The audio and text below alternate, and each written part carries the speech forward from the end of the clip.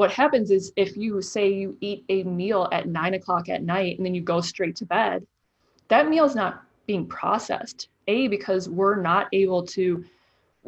less able to process this meal at this time because we're less insulin sensitive, all those things that I was mentioning.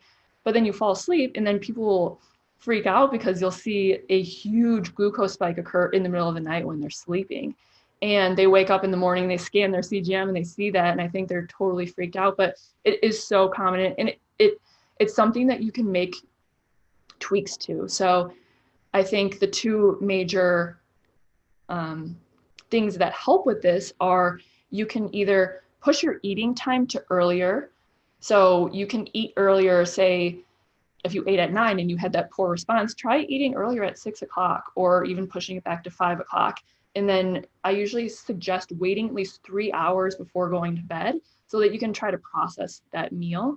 And I think lower carb meals at night are awesome. So you might find that you eat a sweet potato at night and you have a huge glucose response, but you can eat that same sweet potato in the middle of the day and you respond great to it. So there's such an important role in the timing of when you're eating too. And we see it play out in the data all the time. So I think that's isn't that fascinating? Because here's the deal. Like, so many people don't even know about macronutrients. They've grown up their whole life counting calories or counting points.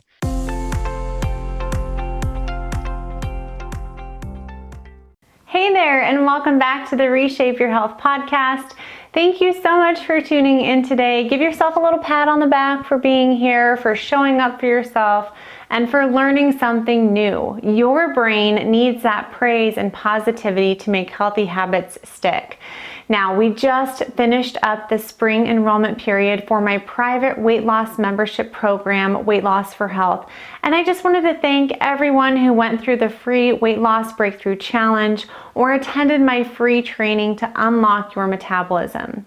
If you're a new member of Weight Loss for Health, welcome, welcome, welcome. I cannot wait for you to dive into the trainings and learn so much. And if you didn't join this time, that's okay. Keep listening to the podcast each week to get new inspiration. And if you want to join, enrollment will be open again in the fall. Now, before we get started, I wanted to also thank you so much for subscribing to this channel on YouTube or podcast if you're listening. Those subscriptions help this show get seen by more people, and then I get to help more people. To encourage listeners who haven't done so yet, I've created a fun, limited time giveaway to help motivate you to take action and show your support for the show. I'm calling it the New Review Contest, and it's just for podcast listeners. Don't worry, my YouTube subscribers, a special contest is coming for you later this summer. To enter to win a special surprise, you'll have to do 3 simple things. Number 1, I want you to subscribe to this podcast. Number 2, leave a rating and review for this podcast. And number 3, take a screenshot or picture of your rating and review and email me at mnolte@weightlossforhealth.com. Again, that's mnolte@weightlossforhealth.com. Or you can message me the photo on Instagram at Dr. Morgan Nolte. I will take all the submissions and draw a winner July 1st. I promise that the surprise is going to be well worth your time. So thank you so much and enjoy this episode.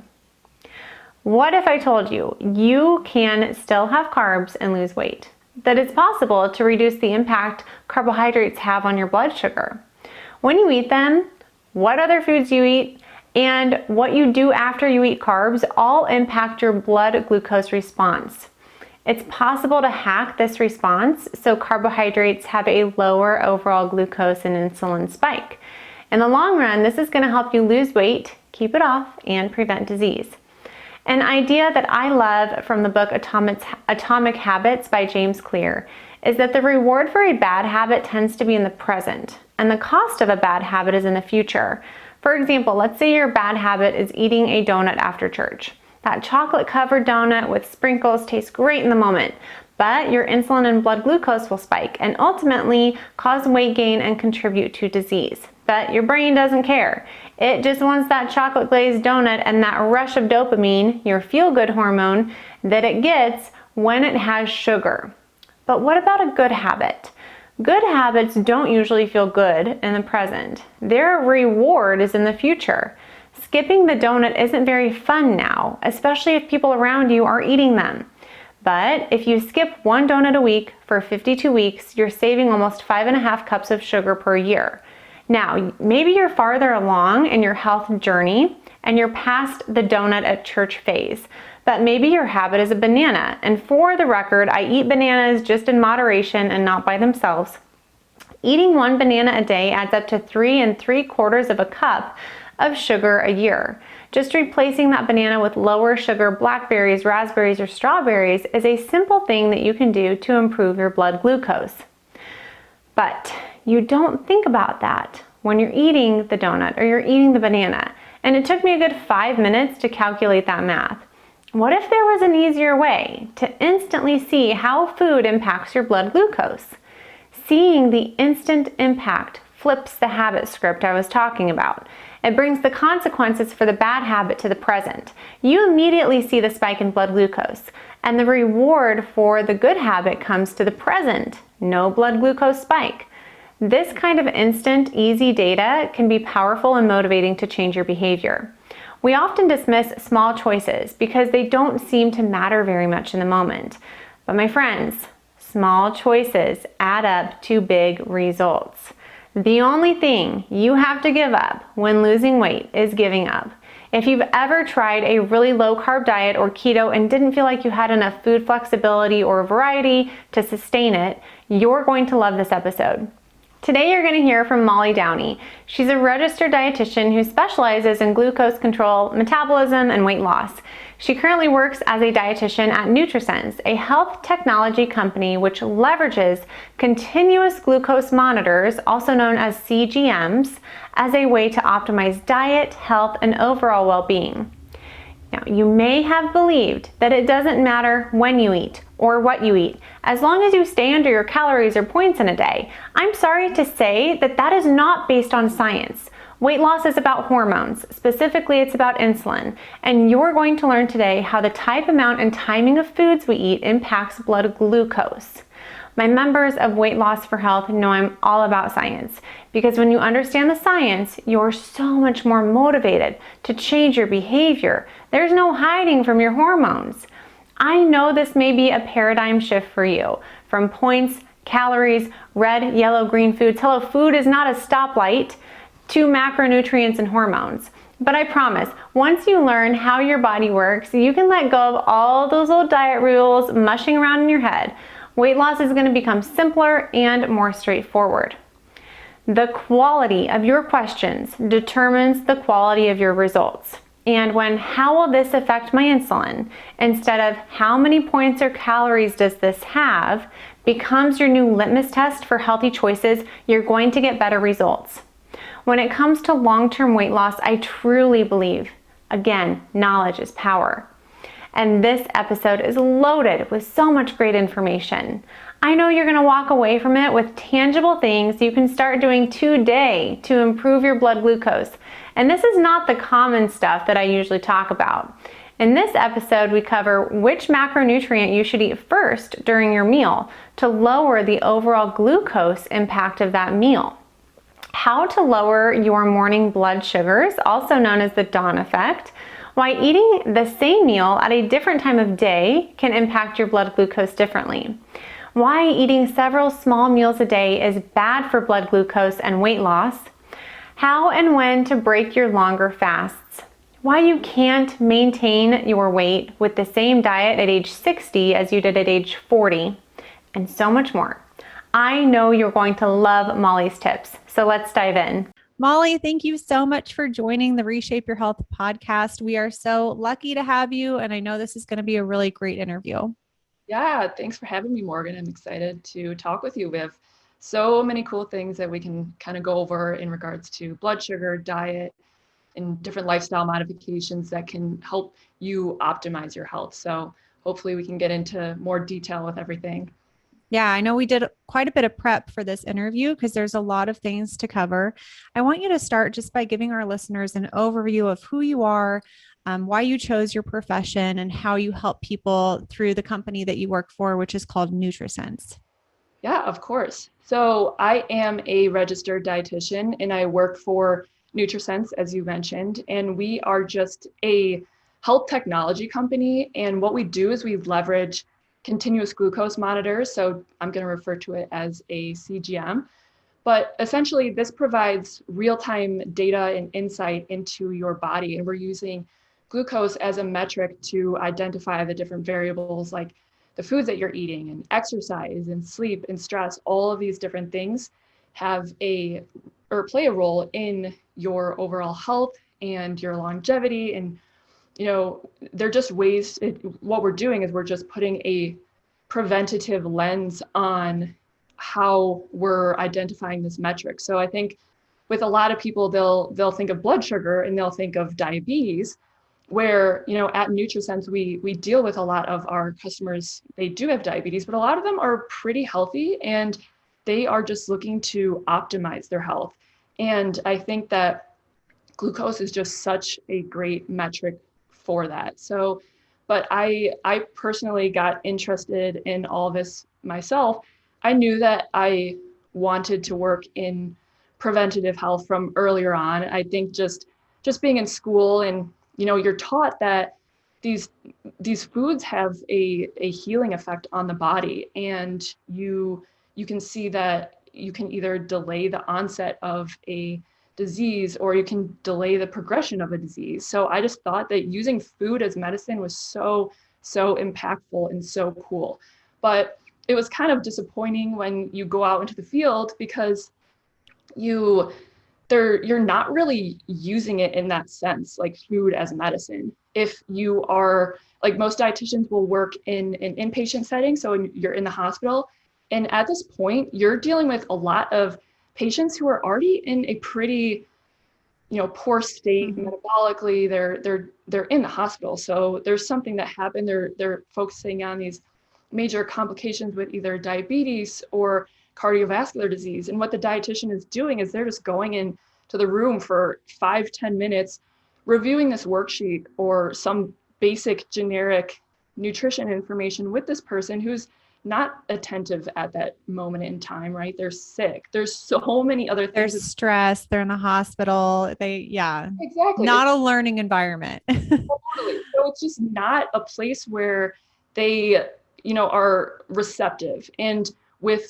if they're already at this point and they have been living their life with, they have poor diet or poor exercise routine, or they're stressed out all the time, if they don't know how to manage these, that's behavior change, and that takes time. So I think that I just felt that what I was doing in that hospital setting was just ineffective. And I wanted to be the person that was helping, someone, make it so they're not progressing into these different disease states, right? So we know that if we're eating right and exercising and managing our stress, and we can live much happier lives, and we can be more energized. So that's the whole purpose, is using food as medicine in that aspect. I was personally dealing with my own health issues, and I was experiencing brain fog, and I had fatigue. So I was just kind of confused and left. I didn't really know what to do because I was frustrated. We learn all about the body in our undergrad and in our internship, but then how come I couldn't figure out what was going on with myself? Yeah. So I think it was a huge catalyst for, me diving into more research, reading more books, listening to podcasts. And then you realize that there's so much more out there. There's so many other different perspectives that different doctors have, different dietitians have, that are not directly aligned with that, like, basic procedure that you're taught in school. So I think it was great, and it was super eye-opening to be able to, have these different perspectives, because it just stimulated different thought processes for me. So I kind of had a flashback to one of the days in my internship, and I was sitting in class, and my professor had brought in a glucose meter, and I was one of the participants or the volunteers to get my blood sugar pricked. And I was in a fasted state at that point. So what that means is I had not eaten anything since the day before. So this was in the morning. I hadn't had anything to eat for at least 8 hours. And she pricked my finger and I was at 108.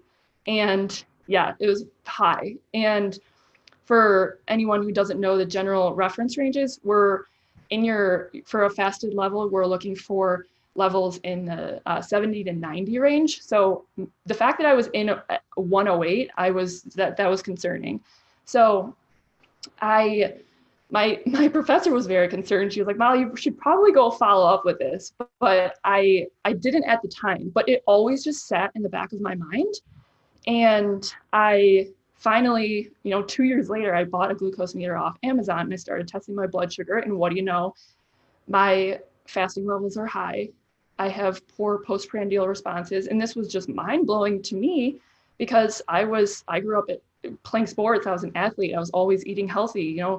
I didn't expect to have this poor blood sugar, but it was kind of encouraging for me to see because I was not feeling great. So it was just one single metric that can kind of just provided encouragement for me that I was, at least onto something. I knew something was wrong. So again, it's not always that glucose is that identifiable metric that's going to solve all of your problems, but it can provide great insight to, I needed to make a lot of diet manipulations in, what I was eating every day. And I did that and I feel a lot better. So they're just these tiny little things that you can do. And I think, I ended up finding Nutrisense and it's exactly, it's the perfect, I have my own personal experience with it. And I just think it's such a great tool and such a great way to help people really understand how their body is responding to different variables. I think so too. And I've never tried it personally. I do know people who have. I have a Keto Mojo device, and that's the one I usually recommend for my members. And for those who aren't familiar, the Keto Mojo device is a finger prick, just like Molly talked about, and that will check your blood glucose and your blood ketones. And it will help you determine if what your fasting levels are. We can talk about the postprandial and what that means. If you're in ketosis, and that's very different from Nutrisense's continuous glucose monitor. And I'd like you to explain exactly what it is, exactly how it's used, and what the whole program is, because it's not like you just stick it on your arm and you're left to your own devices. So can you give us a little more explanation about how your company really helps people understand their blood sugar on a deeper level than just a single finger prick? For sure. I have the Keto Mojo too, and I love it. Yeah. So, yeah.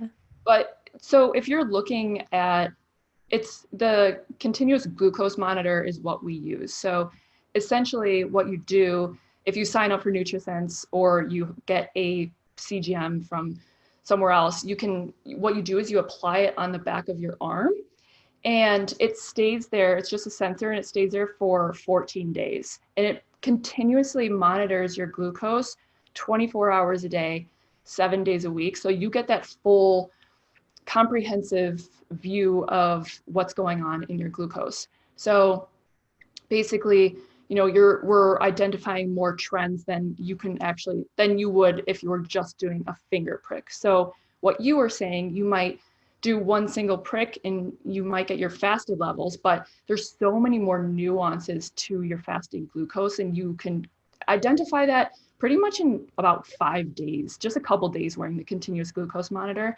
You'll see that your fasting levels fluctuate on a daily basis. So and you can see then your overnight values too. And I think this is definitely one of the major trends that we see. And we can talk more about this as well, but you just get a far more comprehensive view. And then also with your post-meal responses, your postprandial responses.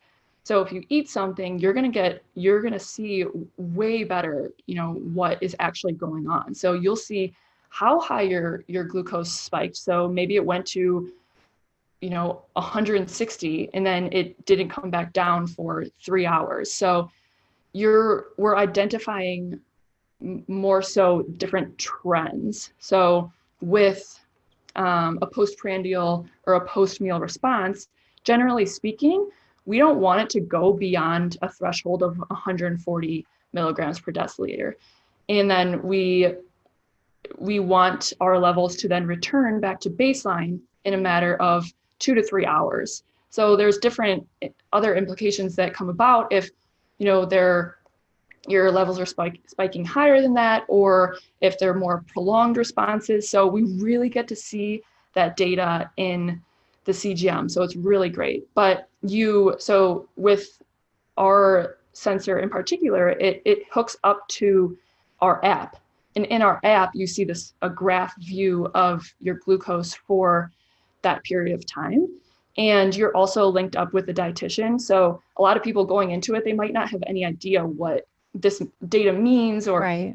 it's hard to interpret. So that's why the dietitian is so essential in helping them understand their data. We essentially are just making minor little tweaks here and there to, different trends that we're seeing. And they really do, they are very effective in, actually optimizing someone's blood sugar. Can you explain a little bit more about the post-meal glucose response? What does it mean if somebody has an elevated glucose response after a meal, say 160, 180? And what does it mean if it takes longer than 2 to 3 hours to come back to baseline? Really good question. So I say it as like an impaired, if you're spiking higher than, say, to 160, then this is sort of like an impaired glucose tolerance. And you're having more difficulty processing that meal or that carbohydrate in the foods, and then you have that really high spike. And generally speaking, if you do have a higher spike, you want it to return back to baseline very quickly, because then you know that your cells are more insulin sensitive or carb tolerant, and you are able to process that meal more effectively. If you have a super high spike to 160 and say 6 hours later, your glucose levels are still sitting high. It might not be exactly at 160, but if you're still at 130 or 140 from there 6 hours later, this is just more, it's a signifying factor that maybe there's some insulin resistance at play, and we can dive more into what actually insulin resistance is, but you can totally see it play out in the glucose data. You can see whether or not someone's more sensitive to carbohydrate or whether they're having more difficulty processing carbohydrates. So it's a really effective tool. And of course, it's not diagnostic, right? So it's not something that's gonna be like, oh, you are for sure insulin resistant, but it does provide us with really great insight. And then you can then go further, go to your doctor or work with that. But honestly, lifestyle modifications, diet, exercise, stress, all of these things are the best thing for insulin resistance. So I think it's just a really great tool. Yeah. So not this week, we're recording this in April, and this isn't going to air for a few weeks, but next week we live is Dr. Bickman, who wrote Why We Get Sick. Yeah. So his interview is next week, and we go all into insulin resistance. So hopefully by the time this airs, people have a good understanding of that. So we might circle around to that, but I think that I'd really like to steer the interview towards some specific things with your experience and what you're seeing in the data. We prepare an outline before every interview, and I thought you wrote down some really cool things that I wanted to talk about. So let's start with, I want you to talk about how different macronutrients affect blood glucose. And, just for people who aren't familiar with my program, it is all about how to reduce insulin resistance and inflammation, because this is it. Like, if you reduce those two things, you can lose weight, you can prevent and reverse disease. And we don't have, Dr. Bickman and I talked about this, there's no such thing as a continuous insulin monitor yet. So this is kind of the next best thing to give you that instant data and those trends that Molly was talking about. So let's talk about dietary trends and how those different types of macronutrients, and for people who aren't familiar with that, there's 3: carbs, proteins, fats, how they affect blood sugar.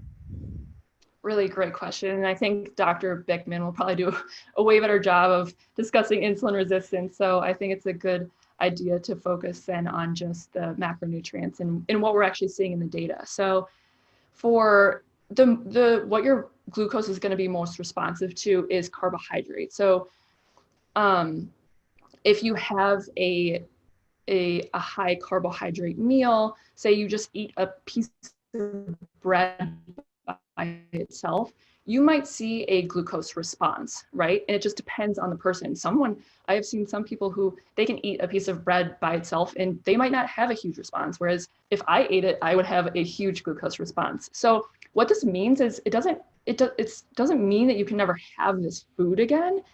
It's more so, let's work on some manipulations around this. So one really great tool that I find super effective and something that I utilize every day is before eating your carbohydrate, it's really important to eat your protein first off of your plate. So if, just to put into context, say you ate that piece of bread by itself, you might have a super high glucose spike, but say you ate chicken before and then you eat the bread, your response might be much more regulated, and that protein helps regulate that glucose response. So I think that combination of the carb and the protein is super imperative. And I think you learn that early on, working with us, because it's something that's just so effective. So I utilize that tool every single day with everything that I eat, always eating the protein first.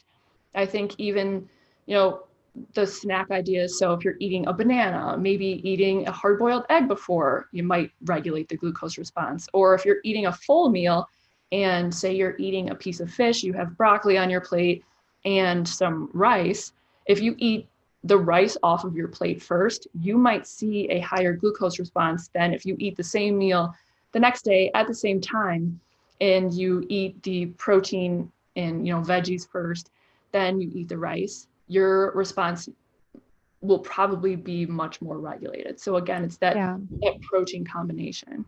I think recognizing too, especially for newbies around here, broccoli is a carbohydrate primarily, but it's a fibrous carb. And so I think if you're very, very new, there's starches, there's sugars, there's fiber.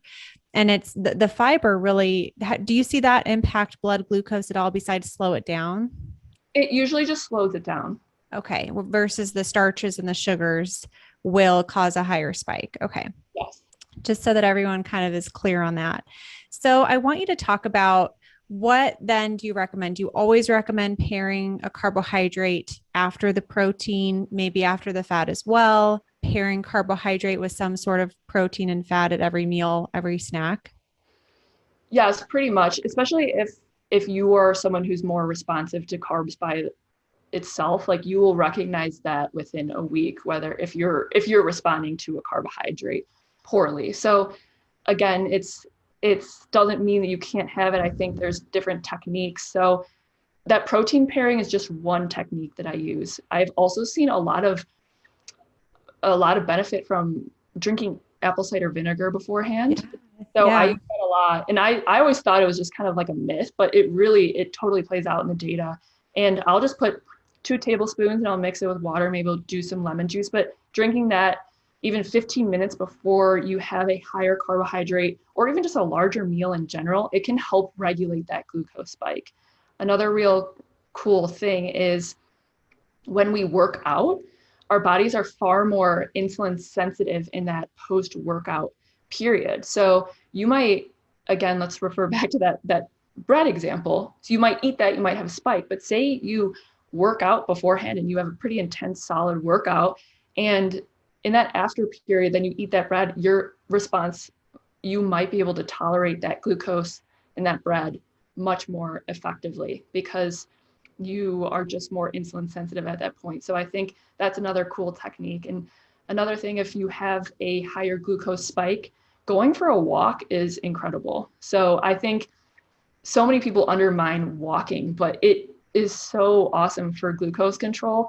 Even a 15-minute walk after a glucose spike, you can see that your levels it helps bring your levels back down. Or if you have higher glucose levels waking up in the morning, you can go out for a walk and it totally stabilizes your blood sugar. So I think walking is key. But again, there are different strategies that I like to work around because a lot of people, like, it might be discouraging if they see that they're more responsive to a carbohydrate, and it stinks. And I think that, finding different ways to work around that is super important. And other people, they might be fine going low carb. So I really just work with the individual and what they want. So I think that the walking is a really great tip. And for people who don't understand how that works, I like to say, your blood glucose can either be pulled in by muscle demand because your muscles are contracting when you're walking, they need energy and they pull that energy in, or they can be let in, kind of pushed in by insulin. And so that's how it helps with lowering the blood sugar. Now, you mentioned something I thought was really interesting, and I hadn't ever thought about this before. So, morning walking, right? Like we know that from a circadian rhythm, morning sunlight is really beneficial to help with sleep and stress and cortisol. But I'd never thought about how a walk in the morning, the muscle demand can help reduce the blood sugar. Can you walk us through number one? Why do people have an elevated glucose response in the morning when they might think it should be lower because they haven't been eating? Because I think it's very important to understand how cortisol and other hormones impact our blood sugar, because it's not just food that impacts your blood sugar. Walk us through those morning blood sugars. yeah, so I think there's a couple things at play here, but if someone hasn't heard of the dawn phenomenon, this is something that happens in the morning. So I typically will see it between 4 to 8 a.m. And it's just a hormone surge, but it causes an increase in your blood sugar during that time. So it's pretty normal. Most people are sleeping during that time, but with the continuous glucose monitor, they can see, oh my gosh, my glucose spiked during my sleep. And it could, for the most part, just be from the hormone surge. And once you wake up in the morning, your glucose, for the most part, and most people will begin to level out, but there are certain situations where your glucose might still be sitting higher. One of the most major trends that I see is the food that you're eating the night before and how it impacts your overnight values and then your fasting values. So I think this goes into what you were talking about with circadian rhythm. And our bodies are just far less insulin sensitive and tolerant to food and carbohydrate later on in the evening. And it's when it gets what's dark out in particular. And what happens is if you say you eat a meal at 9 o'clock at night and then you go straight to bed, that meal is not being processed. Because we're less able to process this meal at this time because we're less insulin sensitive, all those things that I was mentioning. But then you fall asleep and then people will freak out because you'll see a huge glucose spike occur in the middle of the night when they're sleeping. And they wake up in the morning, they scan their CGM and they see that. And I think they're totally freaked out, but it is so common. And it's something that you can make tweaks to. So I think the two major things that help with this are you can either push your eating time to earlier. So you can eat earlier, say, if you ate at 9 and you had that poor response, try eating earlier at 6 o'clock or even pushing it back to 5 o'clock. And then I usually suggest waiting at least 3 hours before going to bed so that you can try to process that meal. And I think lower carb meals at night are awesome. So you might find that you eat a sweet potato at night and you have a huge glucose response, but you can eat that same sweet potato in the middle of the day and you respond great to it. So there's such an important role in the timing of when you're eating too. And we see it play out in the data all the time. So I think isn't that fascinating? Because here's the deal. Like so many people don't even know about macronutrients. They've grown up their whole life counting calories or counting points.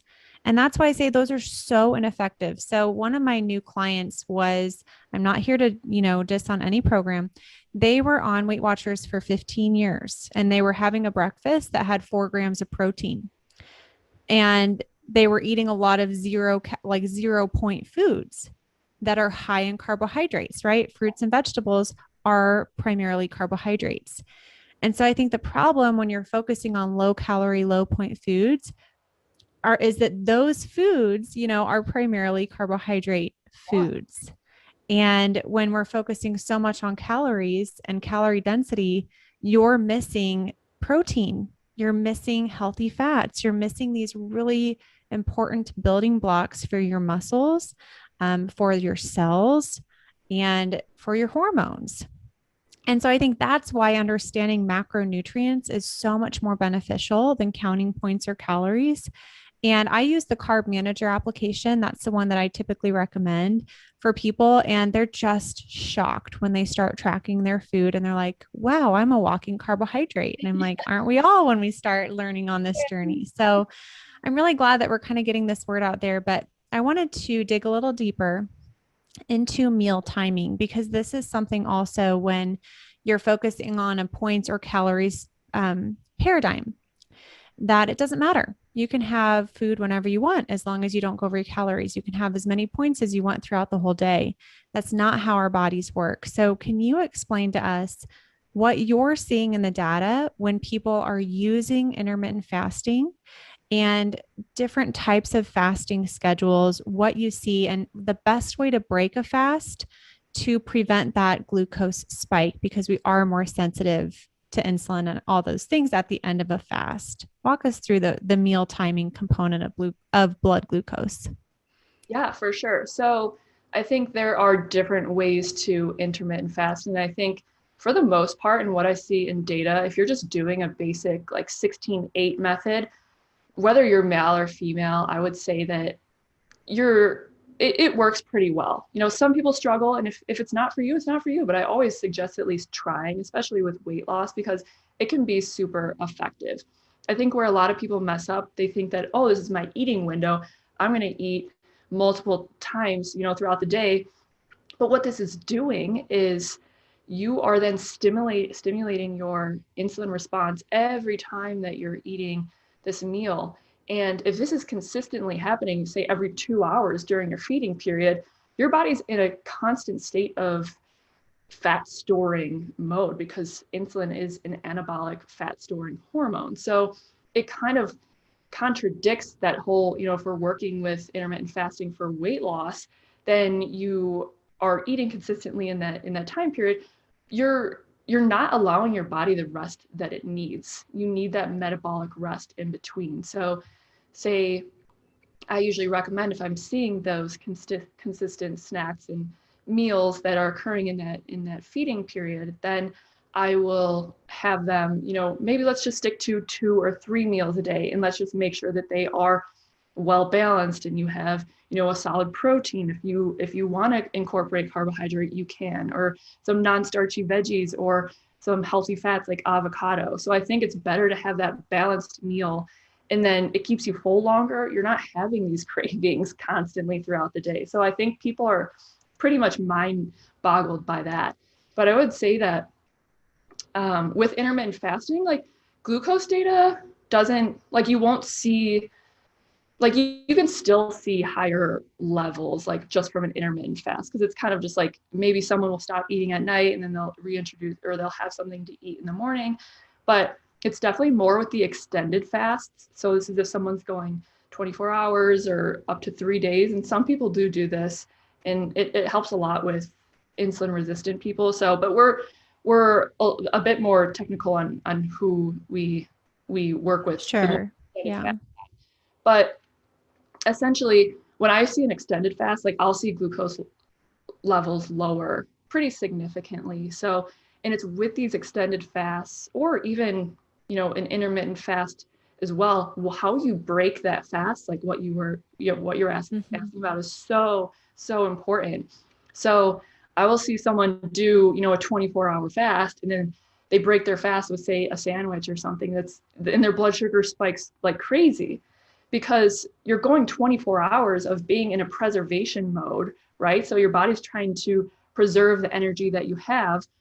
And then when you go to reintroduce foods, it's just going to be hyperactive, and you're going to have a far more exaggerated response. So that's why I always suggest staying away from carbs when you are breaking a fast. And I will always suggest, my kind of go-to is break it with an egg, some scrambled eggs and a half of an avocado or something. Wait an hour, and then you can have a more balanced meal. It doesn't mean you can go to McDonald's and, eat McDonald's. That's not going to help. But it really just depends. And I would say for the most part, if people break it with the low carb meal and then reintroduce a meal about an hour later, their response is okay. Of course, there are individuals, like even if they eat a low carb, a little bit of carbohydrate later on, they still might be more reactive. So I also think that playing into the whole idea of what I was discussing before with the fact that we are less tolerant of meals later on in the day, if you are doing a longer fast, like you should break it earlier in the day. So I will have someone be like, oh, I'm going to do a, 24-hour fast and I'm going to break it at 7 p.m. Probably not the best time to break it at because you are less tolerant of that meal. So not only the fact that, what I was describing above, you're in that preservation mode, you're going to be more reactive in the first place. So adding on that additional, aspect of the fact that you're eating them later on at night, these are all variables that make you have a more pronounced reaction to that meal. I think that's a key takeaway for me. If I can learn like one new thing from each podcast that I listen to, I think that's great. From an autophagy standpoint, I really do try to do one longer fast a week. So 23, 24 hours, but I have been breaking that meal with dinner, a healthy one, but a big one. Yeah. And so I think that my shift from this podcast is going to be breaking it, lunch or maybe like an afternoon meal with a smaller dinner. And I'm glad that you clarified too, how long after a fast to introduce the carbohydrates. Because I was probably not waiting an hour after I broke my fast to eat the carbs, because earlier we touched on that even in a meal, right? Like having the salmon or the chicken, then the broccoli, then the rice. And you're saying after a longer fast, you're going to want to wait a little bit longer than just the 15 minutes it takes to eat the other part of the meal. I would say so, just from what I've seen. Of course, someone might be able to tolerate a carbohydrate after a long fast. Some people might just be that way. But for the most part, I say wait at least an hour and then reintroduce those foods. And you will probably be able to tolerate it a lot better. So I think it's super cool. And go ahead. What you were saying about the actual timing, I think if you're doing a 24-hour fast, I think it's great to start at, maybe 3 p.m., have your last meal, and then wait until 3 p.m. the next day. It's pretty tolerable. Okay. Yeah, that's a good idea. Yeah. So I think that's my general suggestion for those 24-hour fasts. I'm all about different strategies. I like to tell my members, like, I am full of infinite strategies for you to lose weight, so I like adding tools to my toolbox there. We need to talk about what makes somebody more or less carb tolerant. And can you define what carb tolerant is? Because we could sometimes throw around lingo that someone new to the podcast might not understand.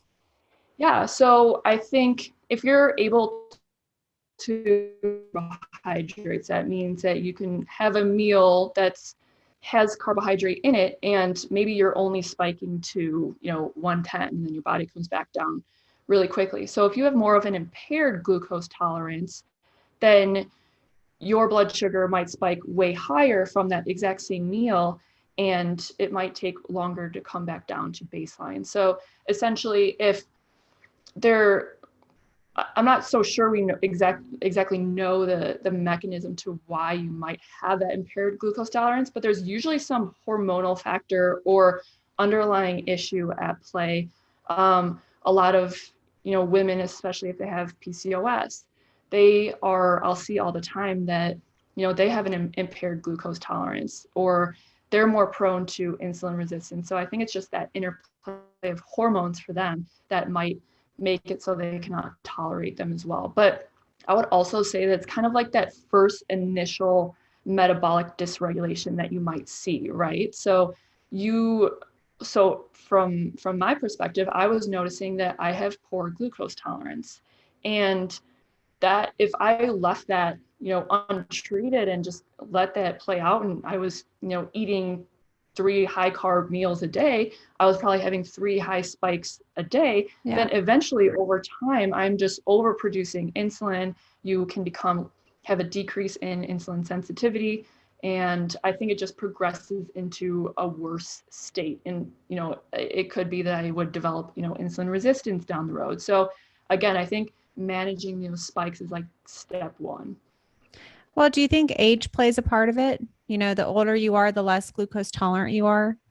100%. Okay. I would say that a lot of our users are older, and we do have younger users. And for the most part, if the younger user comes in, they'll be able to tolerate carbs pretty well, unless there's some other underlying issue. Maybe they're pre-diabetic, or obviously if they're diabetic, or if they have PCOS. But for the most part, I would say younger people have better carb tolerance. So it definitely comes with time. And if you're older, you might be far more responsive to a carbohydrate food or just food in general. So Okay. And then I think muscle mass too, right? Because, the more muscle you have, the more insulin receptors you have, the more the more space there is to deposit your blood glucose. And I think that that's another really key indicator that I talk about in my program regarding exercise. And I kind of wanted to ask you about this. We didn't plan on it, but do you know if your members do like strength training versus aerobic training and how that can impact blood glucose in the immediate short term, which is what you're seeing? Because we know in the long term, minute for minute, resistance training is better to, reverse, prevent insulin resistance. But how about in the moment? How does different types of exercises impact blood glucose tolerance and levels? yeah. So I would say that I encourage strength training for just about everyone. So it's it's definitely effective in improving your insulin sensitivity and your ability to actually process foods. But I would say, just, I don't know if there's any direct correlation behind this, but if you do a if you do like a strength workout, it depends on the intensity, but I would say if you're doing more of a cardio workout or high intensity workout where you're really like sweating, I say that you're more tolerant of carbs after that than like a more low key strength training workout. But it doesn't mean that the strength training workout is not being beneficial. I think in terms of that little hack of where you're you're more tolerant of blood sugar after your workout. That's just my personal experience from what I have seen, but I don't know if anyone else would have a different interpretation of that. But Yeah, that's I just, think we have to look at the long-term benefits. I think there's a lot of, pardon my French, but crap cardio, yeah, that I see going on at the gym, women on the elliptical, women on the bike, women on the treadmill. And we're not saying that walking is bad by any means, but if you're really trying to control your weight, control your blood sugar, you got to look at the delayed effects of strength training and how that impacts your metabolism. And again, the room to deposit the blood glucose. So I always try to plug strength training whenever I can because totally. I think a lot of women are just intimidated by it. They don't know how to do it. They don't want to get sore. And so it's just, we don't have to make it too complicated. But I wanted to talk to you about sitting because I have a desk job. I am certainly not the best example of this. I try, but in the outline, we wanted to talk about someone who has a sedentary job versus like my husband, who's a farmer and he's really active throughout the day. He hardly ever does any formal strength training or exercise, and he is, I think, 5'1", maybe 100, no, excuse me, 6'1", maybe 155 pounds, ripped, Yeah, and he doesn't even have to try. And it's just yeah. not fair. So, how does that sedentary job, like what I have, versus the active job, like what he has, impact blood sugar? Good question. So it kind of plays into that whole idea of what I was saying and what you were describing with walking, right? If you're constantly moving and you're releasing energy, then if you're eating, then you're also able to, work that off if you're walking around, as opposed to if you eat something at your desk and then you just sit there for the rest of the day, you're not moving, it's just sitting there with you. We know how effective walking can be in that post-meal response and resolving your glucose spike and helping you to digest your meal. So that's why you might see, I think there was something I saw, someone posted something that they were sitting at their desk all day and then they ate this meal and they had a large response versus they stood their entire work day at their desk and they ate something and their response was more controlled. So I think it's so hard, especially with COVID. So many people are just sitting at their desk all day. And I fall into it as well. So I just try so hard I'll go for a walk in the morning. Every couple hours, I just try to go for a walk, even if it's 10 minutes, just to get outside, especially now it's getting nice out, and, make sure that I'm moving my body, because it's so easy to just get stuck staring at your computer all day. Yeah, I think a lot of people feel like to be effective with exercise, they have to, carve out time in their calendar and it has to be this fancy program. And we really want to emphasize it doesn't. The strength training is great. I think it's more effective at the gym because you can get higher loads, but just little walks throughout the day is a great place to start and it's a great healthy habit to incorporate. Molly, any last tips for blood sugar regulation before we wrap up and sum up this interview? Yeah, I think I'm the biggest advocate for the fact that everyone should try a continuous glucose monitor at some point.